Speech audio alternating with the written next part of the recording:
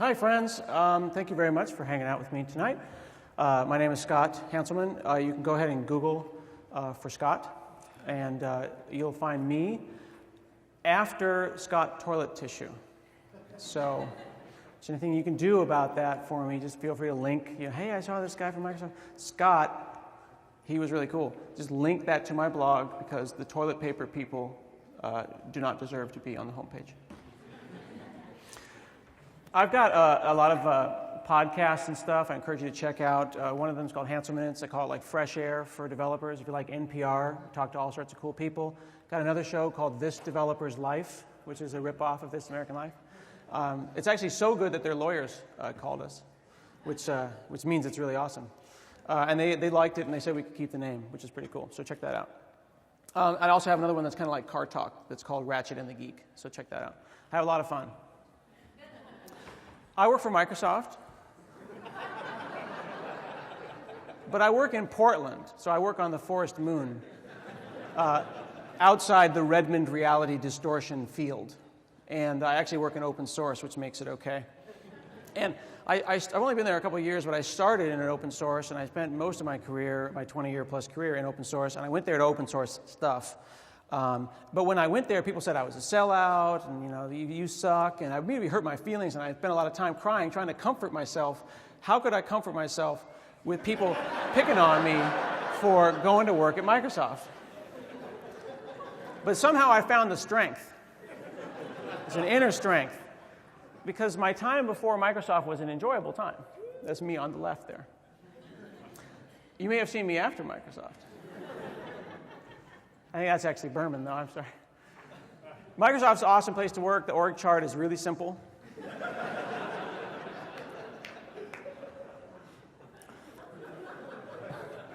It's funny because it's true. Okay, so what I want to talk to you about is some thoughts that I've got right now around the cloud and the browser and some interesting things that are happening in kind of systems architecture and in design and in large systems design that we've been doing and how we are changing the way that we're developing machines. Now, I was at Intel giving a talk on the web, and I met this gentleman, and he was an older gentleman. I think he was probably 80, 85, and he had worked at Intel since day one. He was like one of the single-digit employees. He was what we would call a neckbeard, and a neckbeard is a gender non-specific name. If you do anything for 40 years, you get to be called a neckbeard. And this particular individual had been like a low-level bytecode, processor type person, right? He's forgotten more about 8086 than I will ever learn in my life. But he said, I'd like to learn how to do the web. And that was like really weird, because here's someone who knows basically everything about the low level, but he said he had an AOL account. So what this means is, wait a second, you're saying that you have a strong basis in computer science, but you skipped out in the last 20 years of the sucking part of the web? I can help you with that. So I said, there's some ideas I want you to think about. I said, there was a guy once who said that there's a market for maybe 5 computers. Have you heard this? This is one of those legendary quotes. And we don't really know if Thomas Watson from IBM said this or not, and I couldn't find a picture of him, but I do have this really old book. So I'll just say that's the guy. It'll be mostly made-up quotes, so don't worry about it. Okay, so we'll just say that old guy said that. Now, when he said 5 computers, he meant like 1 per continent, right? He was effectively saying there'd be 1 in Europe, and that'd be like the big batch refrigerator that you would send information to, and then that would be the market. We would sell one of those to Europe, and that would be how it would work. And this has actually happened, though, except they're clouds. There's the Google Cloud and the Bookstore Cloud, and there's the Rackspace Cloud, and there's these 5 big computers. And we think about them as addressable endpoints, things that we can talk to, and it doesn't matter that they're refrigerators or not. Now, this is a picture of the Azure Cloud, the Microsoft Azure Cloud. Now, we are a little behind, I recognize, but we've recently upgraded to color, and we're adding capacity every day. So I think people should feel okay about that. But when I said, what does the cloud mean to you, to this individual, he said, well, I can do virtual machines. He gets virtual machines. And I said, yeah, okay, virtual machines are a really important place to start, right? There's this thing that they taught us in school about what is an operating system. An operating system has memory management. It has these characteristics. It has storage available. It has networking. And if you have all of these things, you can point to something and go, it's an OS. And that sits on some hardware. Virtualizing that hardware means picking it up and putting it somewhere else, but it's like the Truman Show, where the operating system doesn't know that it's really not real, and it's living in another person's data center. You can move those things around. And that's really cool. And I said, well, how do you do this at Intel? Because this guy was working at Intel, big corporation. And he says, well, I have to fax the IT department a request for a VM. So if that is how your cloud strategy is implemented, it's probably going to be a problem. He has to wait 2 weeks for a VM. And if you've ever worked in a large enterprise, this is not an uncommon scenario. But when you have a cloud, when you use Amazon or Azure or Google Compute, you can go and do crazy stuff like run Linux in Azure, which is crazy. When my boss told people that, hey, Linux runs in Azure, they were like, that's probably not a good idea. And he was like, what do you think it's running on? It's Windows. So we got you. 20% of Azure runs on Linux, which I thought was really cool. You can go up to a thing called VM Depot. We've got 1,000 Linux machines, and this guy wanted to run Linux implementations. You go up and pick a different one. You can say, oh, I want this Jenkins Ubuntu VM. We'll give you the text to type in to your command line. And you can just go and say VM create, and you get ASCII art, which is awesome. And you fire up this virtual machine in Azure, and he's like, so this is just a matter of, I give you my credit card, and you give me compute. Because in the old days, the cloud meant something different. The cloud was me. And the boss would say, we need to scale out. And that meant I had to go to PC Micro Center and buy a machine and spend all weekend putting it together while my boss was golfing. And then I'd come back on Monday and the cloud had scaled. And he'd be like, man, the cloud is great. And I've been sleeping on a cot next to the data center the whole time. And I'm a little frustrated about that, in fact, because the young people today are like, this VM is taking like 15 minutes to provision. This is bullshit. It's like, everything's amazing and no one's happy. Oh, this sucks.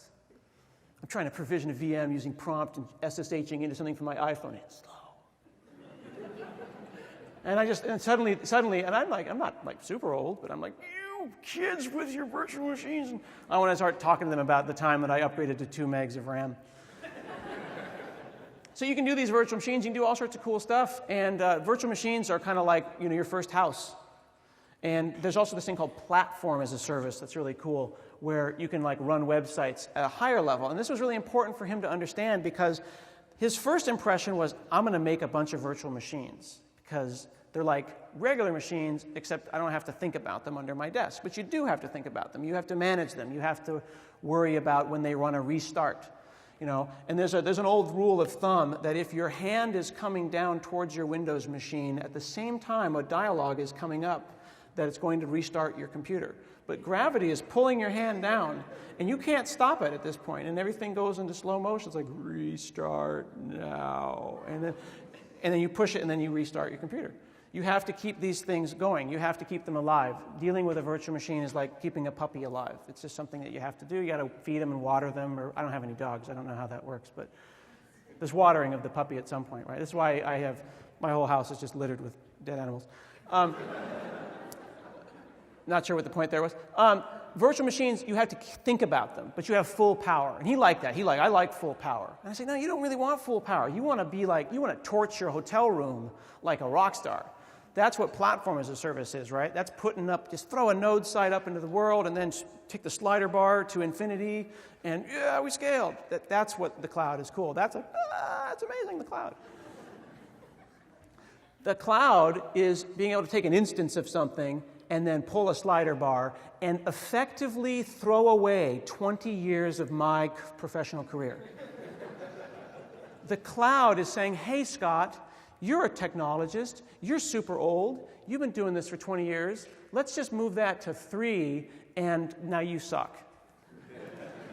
And all of the knowledge about round-robin DNS and request routing, it just all goes in the toilet.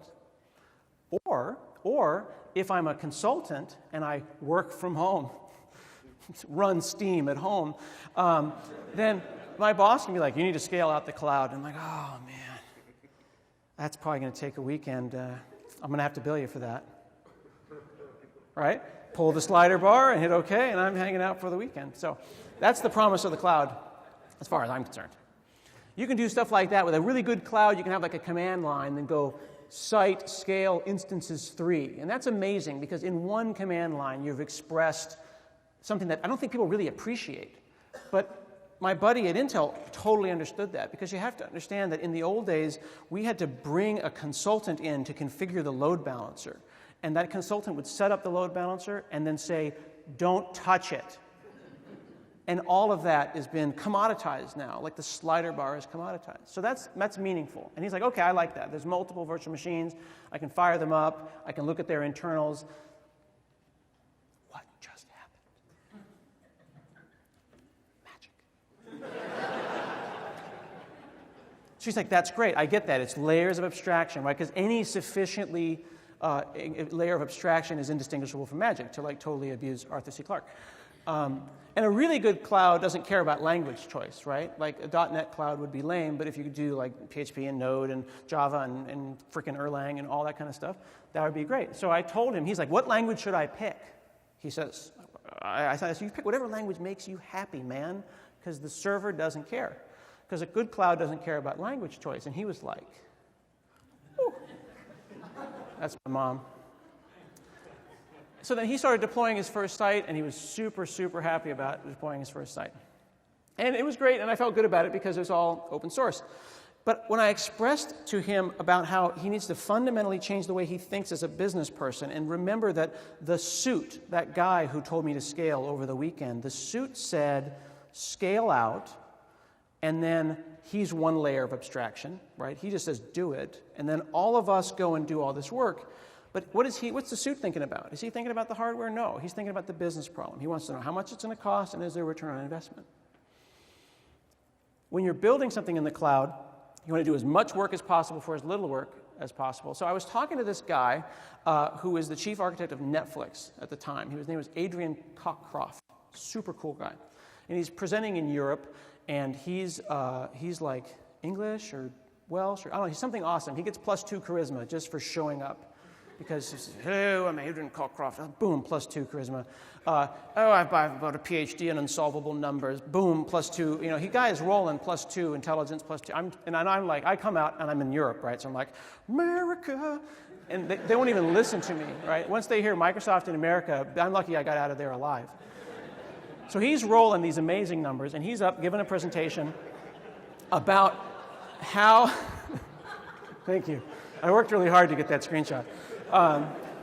He's talking about how Amazon switched from spinning Rust, like disks, to SSDs. That's what we call them. If you don't have an SSD, you suck. So just make sure that everyone's cool with that. And how that was a pure financial decision. Like, how did you decide that? And he's chief architect. And he's like, well, you know, I can't do an English accent, so I won't even try. He's like, it's 500 IOPS, right, input operations a second, for spinning Rust. But if I pay $3 more, then I get like 3,000. So it's like, okay, 3 times more money, 6 times more perf, SSDs, right? SSDs are great. We all want SSDs. It was a very simple business decision. So he gives this talk, and he's talking about why this is a good idea. And then at the end of it, we're like, oh, you're amazing. And this Danish kid, I think he was like 19 or 20, you know, God bless the 19-year-olds, and he comes up and he's like, excuse me, again, Danish, but I can't do Danish.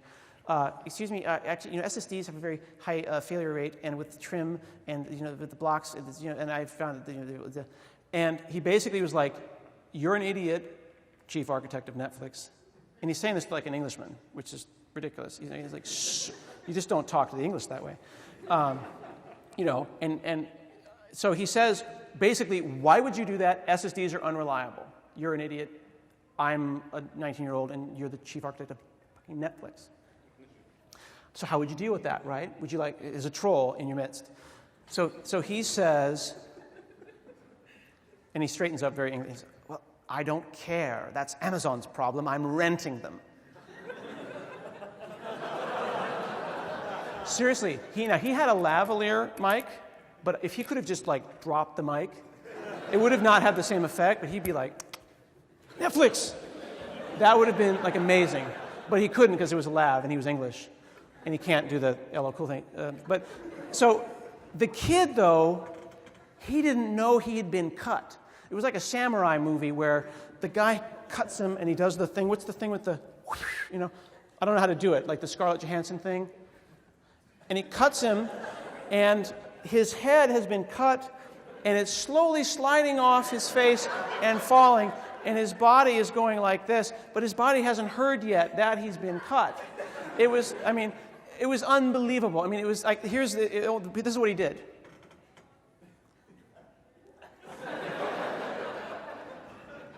It was the most spectacular piece but it exquisitely expressed the idea that this dude's an architect. He thinks about maps of the world with dots on it.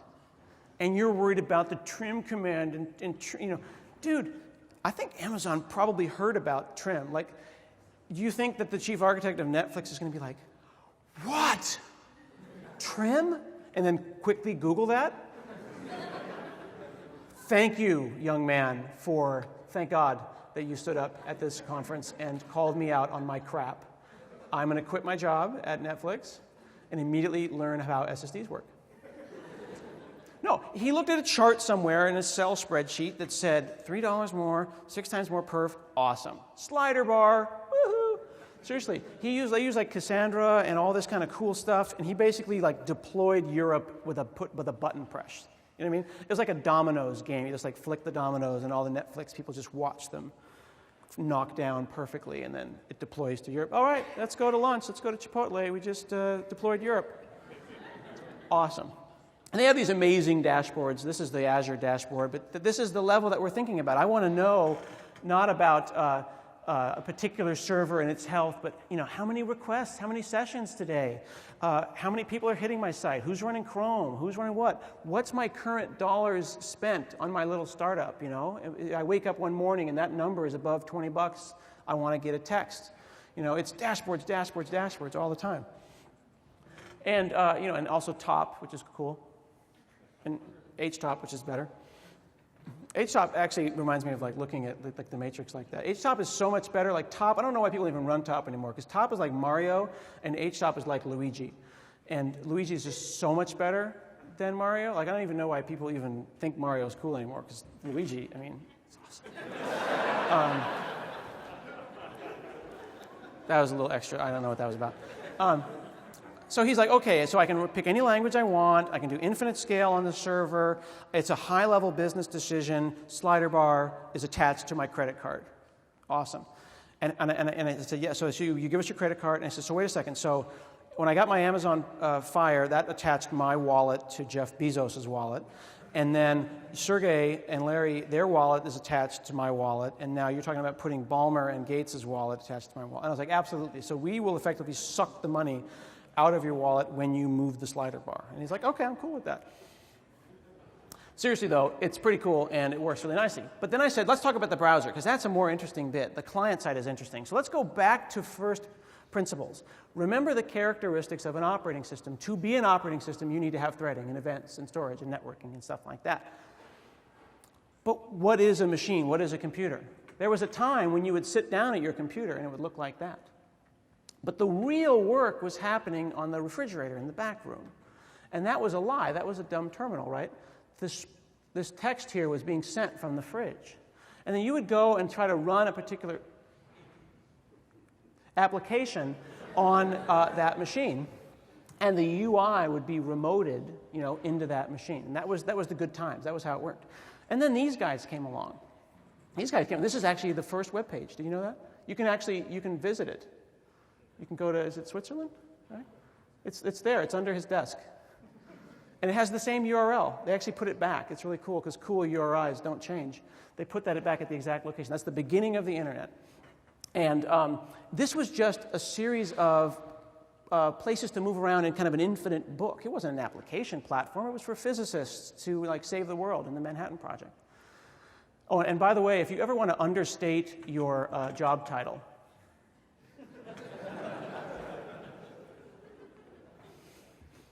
so that was created, and he worked on that. And actually, a funny random story. There's a guy at work named Heinrich who I met I was up at Seattle, and I met this guy Heinrich, and he was super nice, and he's on my team, and we work on web tools at Microsoft. And then he leaves, and then next to me is my buddy Phil, and he's like this. And I was like, dude, what's going on? He says, do you know who that was? I was like, I don't know. It was a very nice fellow named Heinrich. And he goes, he invented HTTP. I was like, why are you telling me this now? I was just being an idiot in front of this guy. So I go and I look up I load the HTTP spec up. First name, Heinrich Fritz Nielsen. Second name, Tim Berners-Lee. He was Tim Berners-Lee's intern, and he works at my company. So now I can't talk to him because I'll see him, and then definitely Visual Basic. Good job on the internet. Like, what do you say? Like, I can't argue with him. You can't be like post versus get. He made it. He made that. There's no post versus get conversation. It's just awful. It's completely ruined the internet for me. So then time passes, and then this happens, right? We were browsing around. How do we know that this happened, right? Because we were browsing, and then Java loaded. But it was like this little world, this little square universe that was not the web inside of the browser. And then these guys were like, we can do it too. And then they're like, we got YouTube. We're still relevant. But what they were trying to do was they were trying to make a virtual machine inside of our dumb terminal, right? We were moving documents around, and they were trying to give us an entire imagination of their virtual machine, and that they had threading and storage and security and events and all that kind of stuff. So then people would start to abuse this. And this was very stressful for me because this is a true story, I went to my Toyota dealership because I'm from Portland, and then they give us a Prius when we're born. And I was getting the Prius looked at, and I was getting the oil changed, and I always want to see the machines. I don't know if y'all are like that, but like, what kind of system you got here? You're like, what are you all doing here? Because I want to see who built it, I want to look at the buttons, I want to use the UX, I want to figure out, because it's all usually text mode. And text mode is totally underrated. Like if you want to tab, enter, boom, boom. Like those guys get work done fast. They had a whole AS400 text mode terminal thing. Come back a couple of months later, all new system, all new machines, everything's fancy and amazing. I'm like, dude, let me see your new machine. And he goes, come on, let me show you. He says, so he fires up Windows XP, and he brings up Firefox, and he visits a web page, and then it says, we're going to run Java. Are you okay with that? And he's like, allow. And then it's like, are you sure? And he's like, yes, I'm sure. And then it says, the government has decided that that's a bad idea. Write your name in order to say it's okay to run Java. And then he loads a jar file of a terminal emulator and then terminals into the same AS400 that they used before, and then looks at me with a straight face and says, this is way better than before.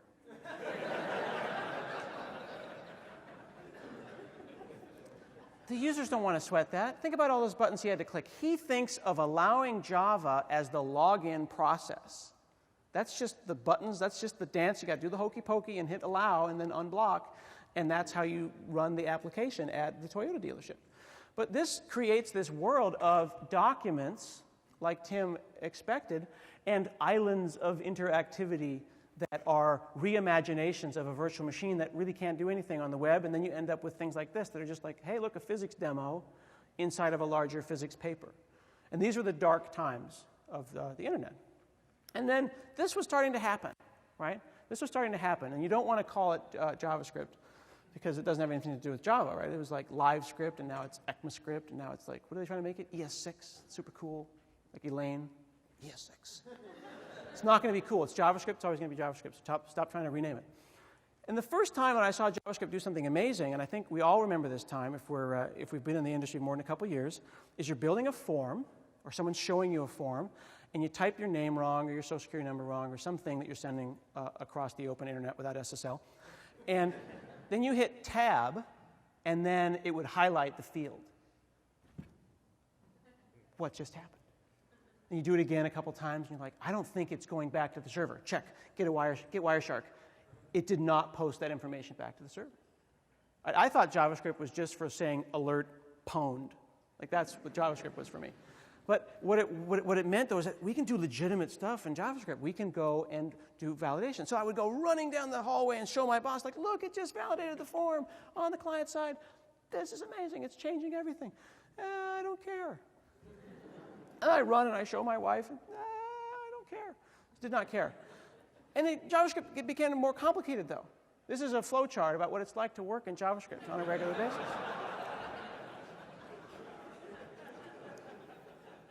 It's a little more complicated than I think they realize. But it was the first time I'd seen something that was like legit. more than just like alert, right? When we first validated a form, that's when it's like, okay, we're serious. And then people started to do cool stuff. Like you guys have seen different emulators and things, right? Where someone goes and takes an emulator and they get like a Commodore 64 running entirely in JavaScript. So then I wanted to see, well, how far have people taken this? Well, so here's a guy who went and created a complete implementation of Linux entirely in JavaScript. So now in JavaScript, I'm going to go and type TCC, and I'm going to compile a C program in a JavaScript virtual machine inside of Chrome on a Windows machine, which is pretty weird. It's kind of like Inception. Have you ever seen Inception? Inception was a movie about how if you run a VM inside another VM, time slows down. And I think that's cool, but what would really be cool would be launching an iPhone emulator and then launching Mobile Safari and then running a JS Linux implementation inside of that and then compiling a C application within that. Right? Because internet. Why would you do that? Because reasons. So I did this once at a talk, and I thought it was a pretty good demo, and the people chuckled, and I was like, awesome. And a guy comes, why weren't you using GCC? I'm like 6 layers down the rabbit hole, and you're upset about my choice of C compiler. Like sorry, dude. I must say I was offended.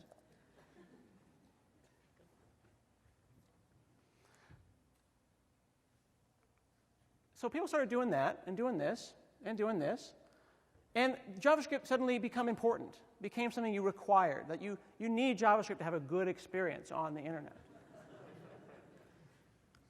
And then folks started making games, good games. This was one called Contre-Jour. You can see it at contrejour.ie. It was the #1 game on the iPad in 2011, and they implemented it entirely in HTML5. It's one of those things I like to point to. And the guy who wrote it wouldn't allow it to be released until it was pixel accurate to the iPad. He was really obsessive about it, and it was a way to prove it could be done.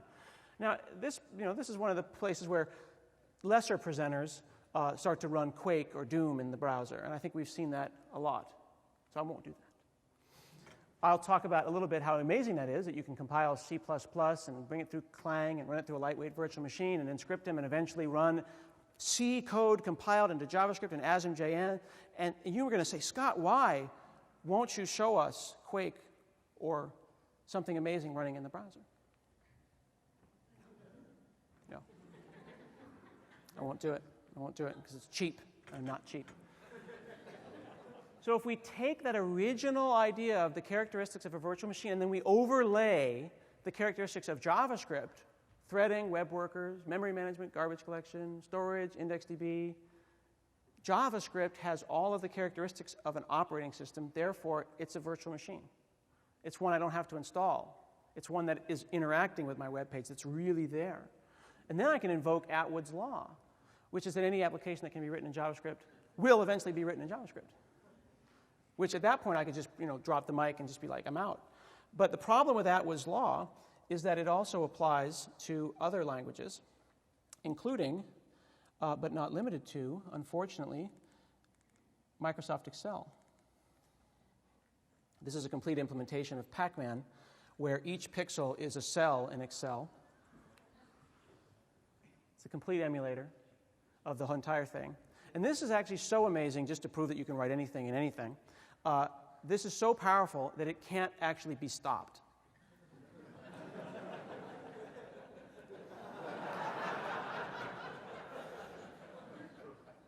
I don't know, did you guys hear about my Halloween costume? Anyone hear about that?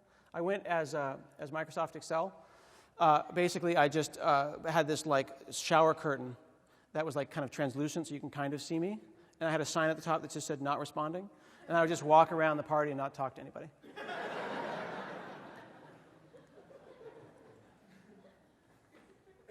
It's very well thought of. Did very well. So that means that our phones have multiple operating systems, right? So that means that I've got another operating system on my phone inside of the browser if they choose to turn the jitter on one day. And Zuckerberg, though, says, no, man, HTML5, that's not ready. That's not ready. Native's the way to go. That's the only way to go. And then, of course, the Sencha folks go and they create Facebook entirely in Sencha and prove that they're just better programmers than everyone else. But the idea that it's not ready, I think, is a foolish one. There's a great philosopher once who said that the avalanche has already begun and it's too late for the pebbles to vote. I mean, that's like one of the greatest quotes in the history of quotes. Like, the mountain is coming down. The pebbles are like, I don't know if we really want to do this right now. Don't you just feel bad for the pebbles? Those pebbles are your boss. When your boss is like, I don't know about this HTML5 thing. I think it's a fad, and I don't think it's going to happen. Right? The web is going to win. Like people are like, hey, Microsoft, how come you killed Silverlight? Web won. Sorry, dude. Can't do shit about it. You know, hey, Adobe, what's going on with Flash? Well, Flash has its purposes, but the web's winning, right? Like the open web is going to happen. Now, who said that? Which of our great philosophers said that? Anyone guesses? No one? You guys call yourself a bunch of nerds. That was Kosh from Babylon 5. You thought I was going to say Gandhi. No, Kosh.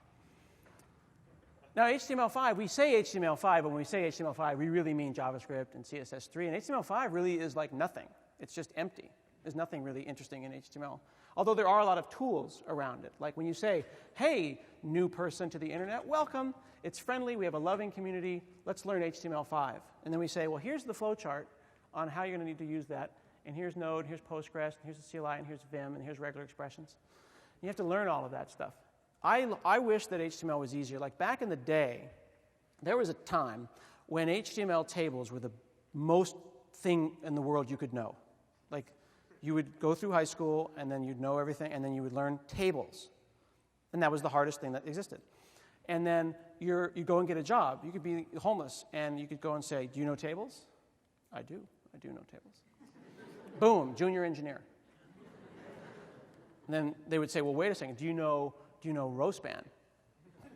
Yeah, I know Roastban. Senior engineer, you're running the team, and then boom, it's Facebook. Yeah, it's nice. But these days, right, it's simpler than ever. Take a look at this example, which I really, really enjoy. This is an individual who created a pixel-perfect iPhone without using any PNGs. Everything, the curves, the little microphone, with just CSS. Look at the HTML. How much HTML did they use? Yeah, that HTML5, super powerful stuff. It's really doing a lot. HTML is the easiest part. It's the easiest thing to learn. And my buddy was like, yeah, man, markup, I can bang that out, no problem. I said, yeah, HTML is just the structure. CSS, learn SAS. CSS is great, and it's expressive, powerful language. It gives you what you want every time. You can just write it in CSS, and it's going to be awesome, and you know that you're going to get the kind of result that you want to get.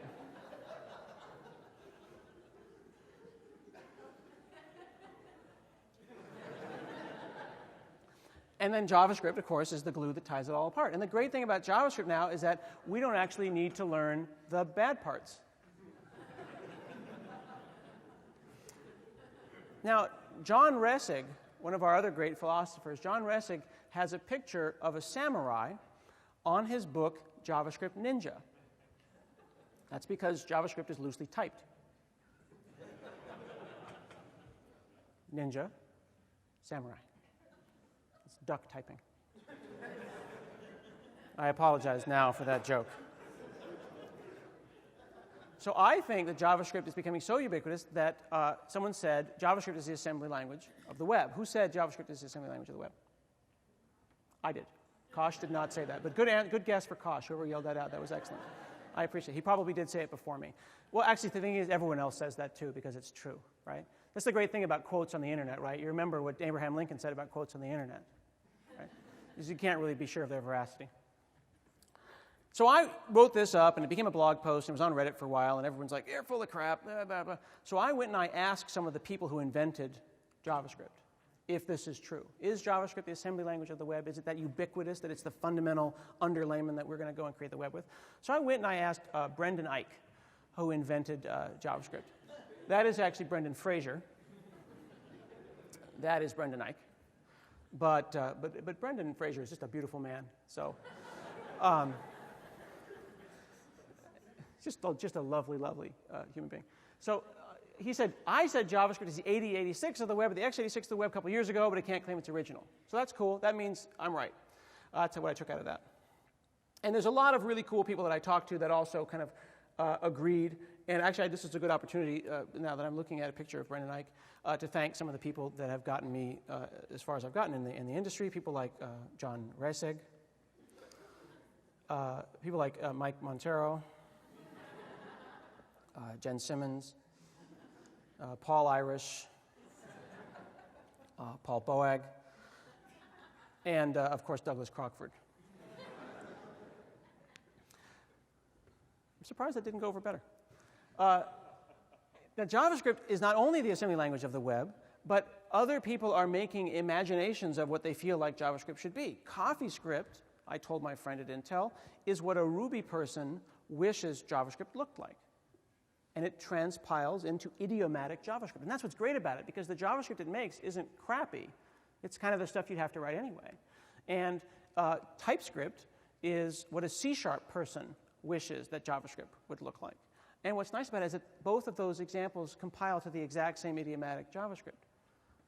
This is great because it brings a new kind of people into the space, and Ruby people feel more comfortable, and C# people feel comfortable, and it doesn't create crappy JavaScript, which is great. But the problem is people still use so many layers, and they hide complexity, which is a problem. You add all these layers, and you build all this stuff on top of your systems, and you think that you're slick, but you're not. And so I'm going to do that one again. That's just awesome. There we go. So that makes the browser a host for a virtual machine. JavaScript is the operating system. But everyone's writing all these layers, so that means really no one's writing JavaScript anymore, right? They write jQuery. You've heard, who said that? Anyone know who said this? You guys are really lousy with the quotes. I'm sorry. That was a famous quote from jQuery.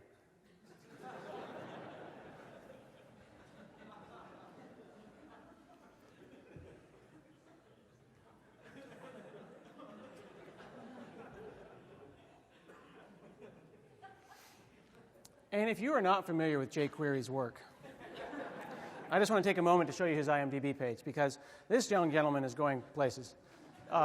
From Fred the Show to Camp Fred, Fred 2, Night of Living Fred, Zombeavers, which is in post-production, so look for that in a really poorly located red box anytime now.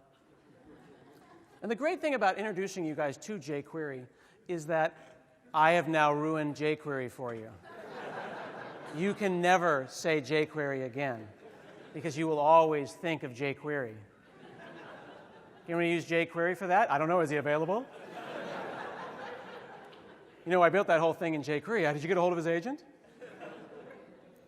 When you build things in all these layers, you have this image in your mind. It's going to be amazing. I'm going to use jQuery. I'm going to build this thing. I've got this image. Here's the plans. Here's the specs. Let's do it. We built it. It does not look like we thought. I don't know whose fault it is. Someone is going to get fired for this. And I feel really, really sad, and I don't even know. And it's shocking that more people don't use Vanilla.js. Have you used the Vanilla.js library? You guys use this one? I'm going to introduce a whole world of UX and designers to Vanilla.js. Vanilla.js is the best, and I don't have the tab ready, but how do you spell vanilla? Vanilla ice. I've forgotten how to vanilla. I don't know what's happening. How do I tell them I've got no inner monologue? So Vanilla.js is great. It's this fast cross-platform framework for building JavaScript. And what's great, it's used by a lot of people. It's great because you can go in here and say, I need animations, I need regular expressions, I need Ajax, I need the math and string, I want to minify the code. And the great thing about it is super small. Now, it is a little larger when you gzip it. But it's an amazing and powerful library that I really feel that enough people are not taking advantage of. It's so unfortunate when people come to interviews and you ask them to write JavaScript and they write jQuery and they really think that's jQuery. I think people need to expect more from their systems. They need to expect their systems to work a little bit more differently. They need to get things to plug together, and the way things plug together is by using the parts of the open web that work, and those are the fundamentals of JavaScript, the fundamentals of CSS, the fundamentals of HTML, and to remind ourselves that we've got more power than we've ever had before. On the cloud side, we've got effectively infinite scale, infinite elasticity. We can use any language that makes us happy, and there's no wrong language. People talk about Node and Ruby, and they talk about C#, and they say, well, what about Rust and Go and Scala? And use whatever makes you happy, man. Just suit yourself. On the browser, though, we have this one language. And we shouldn't feel like oppressed by this one language, because what it really represents is this amazing integrated virtual machine. It's an integrated virtual machine that's running in the browser. So if I've got 10 machines on the server side doing some work, and 1,000 people hit my machine, hit my website, I need to remember they have pocket supercomputers that they just bought yesterday on the toilet. I got an iPhone 6 Plus. Bought it on the toilet with my iPhone 5S. While pooping. That's so cool. This phone has completely changed the way that I poop. I don't know what we did in there before. But it's got accelerated graphics. It's got multi-processor JIT. It's got stuff that we can do that is amazing. Why aren't we putting these things to work?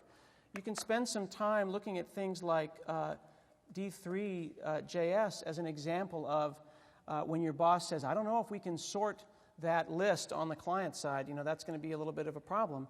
This is a really great example from D3 and Mike Bostic, where he's got 230,000 airline flights in a JSON document, and he's got by date. Look at the list below, and it's bound to the others, and this is requiring no postbacks.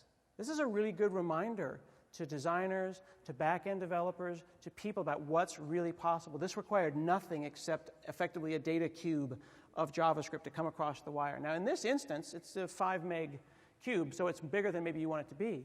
But it's shocking how often I've seen websites, modern websites people create today, where they're going to go and sort a list, and then they hit sort, and then there's a post back to the server, and I wait for the more powerful computer in the back end to go and do the sorting, because computers aren't really good at sorting or filtering or sifting through data. These are really dumb terminals, right?